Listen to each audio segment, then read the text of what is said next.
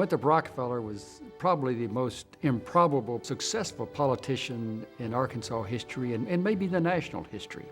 He was reared in New York as part of course, the wealthy Rockefeller clan. He was the youngest and was a playboy. All the others went off into banking and what have you and had distinguished careers. And Winthrop went off to the Army and was sort of a playboy.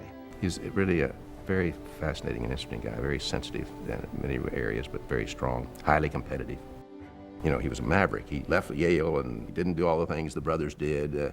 He went in the service for 6 years and was in the Fort Benning Infantry Hall of Fame, and he was worked in the oil fields. But then I think his war buddies, Frank Newell and others, talked him to come down here and take a look at Arkansas.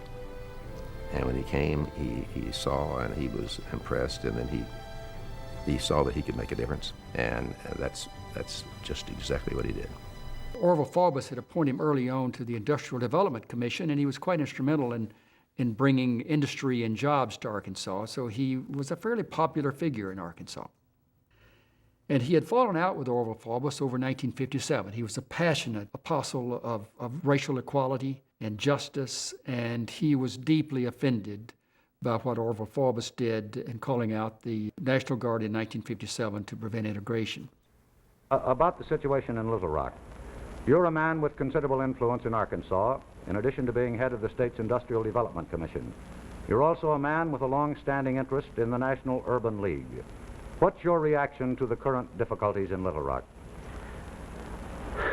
Well, Ed, I regard the events of the past month as tragic. I respect the people of Arkansas, and I have faith in their goodwill and their moderation. I firmly believe that the spirit of goodwill and moderation is beginning to assert itself, and Arkansas will move forward again. So he was doing things, all of which were attracting our attention.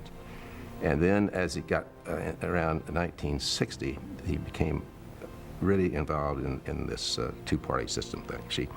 He looked at the state and felt that it and other southern states were really being held back by not having a competitive two-party system. But Arkansas basically was still kind of a slumbering state, I guess is the way to put it, trying to recover from the war and being basically an agricultural state. But I think you'd have to define the state in that case just simply as a one-party democratic state. Democrats controlled everything. So we didn't consider him, though, on the Democratic side as a political threat. He was warned by Democrats and Republicans alike that this would be difficult to really build a genuine two-party system, but he was convinced this was a way for Arkansas to have a viable political system. He really went after it, not with a vengeance. He went after it in a very sensible way, trying to build the Republican Party. But, he was not having much success until he ran for governor himself. Well, Harry Ashmore was editor of the Arkansas Gazette and a famous liberal on the national scene. When Harry Ashmore became convinced that Wynn really wanted to be governor, he tried to persuade him to run as a Democrat. And he pointed out to him it'd be a much easier road to the governorship if he chose to do it that way. And from Ashmore's point of view, it would help purify the Democratic Party and get it out of the hands of the machine people.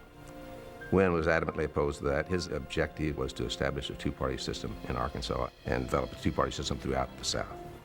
He had the falling out with administration and eventually left that administration and ran for governor in 1964 for the first time against Orville Faubus and was defeated in that race. That was Orville Faubus was elected to his last term.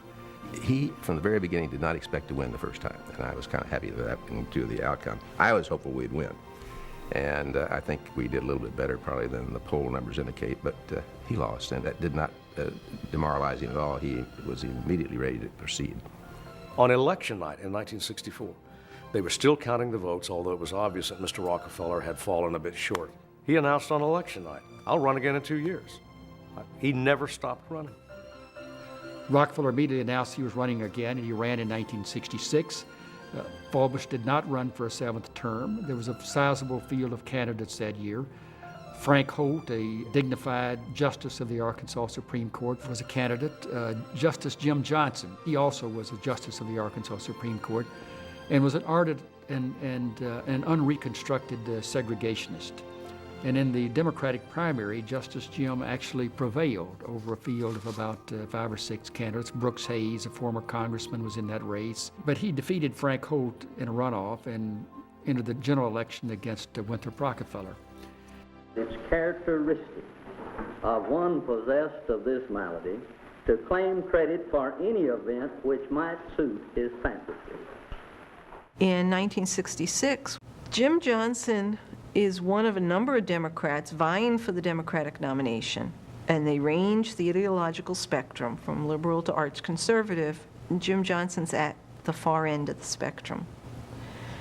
He had made a name for himself in a town called Hoxie, where he fought integration. He was the founder of the White Citizens Council, and he had served on the Arkansas Supreme Court, which is where his nickname, Justice Jim, came from. While Rockefeller probably could have beaten Faubus in '66, Johnson running meant that Rockefeller presented even more of a change from the past and the willingness to move forward. Rockefeller was able to recruit black support and hold on to a substantial number of white votes. They were not going to sit by and see Justice Jim Johnson elected governor of the state without their opposition. And they made it happen. They gave Rockefeller the necessary majority in both '66 and '68. Winthrop Rockefeller represented new attitudes, new ideas, fresh approaches. Instead of business as usual, it was business-like. Mr. Rockefeller looked at state government and was appalled at what he saw, not just the atrophy, but at its inability to respond very quickly, at its inability to adapt to changing times. It didn't function very well. And Winthrop Rockefeller paved the way, I think. So he sort of cleared the air. He broke the hold of the Faubus machine that had developed in 12 years. And Rockefeller really paved the way for a Dale Bumpers and a David Pryor and a Bill Clinton. I don't know if we could have made it had he not been our governor, preceding our respective administrations. But he did it.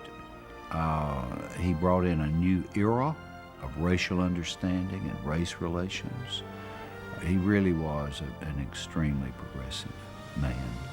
And not only that, he had the heart for it, and he had the resources for it, of course, and he used them wisely. He's going to go down as one of the bright lights in Arkansas history. We had some pretty dim moments back there, some pretty dark times, and Rockefeller turned on that light. So I applaud him for that, and I'm very thankful that he was here.